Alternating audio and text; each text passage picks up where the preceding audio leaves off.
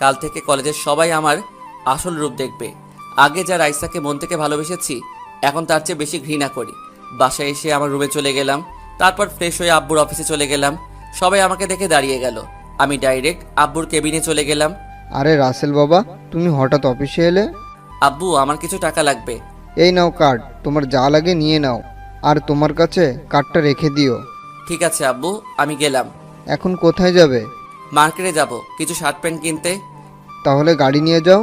না আব্বু, আমি রিক্সা নিয়ে যাব। তোমার যেমন খুশি। আচ্ছা, তাহলে আমি যাই।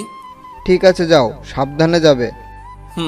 তারপর আমি অফিস থেকে বাইরে এসে একটা রিক্সা নিয়ে মার্কেটে চলে গেলাম। মার্কেট শেষ করে বাসায় চলে আসলাম। তারপর দুপুরের খাবার খেয়ে এসে শুয়ে পড়লাম। বিকেলে ঘুম থেকে উঠে ফ্রেশ হয়ে খেলার মাঠে চলে আসলাম।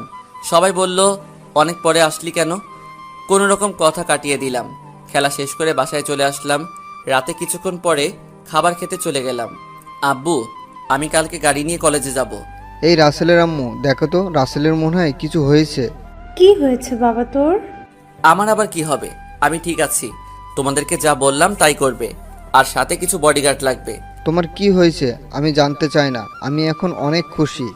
তুমি যেভাবে বলবে সেভাবে হবে, মাই ডিয়ার সান। আর কিছু না বলে খাবার খেয়ে রুমে চলে আসলাম।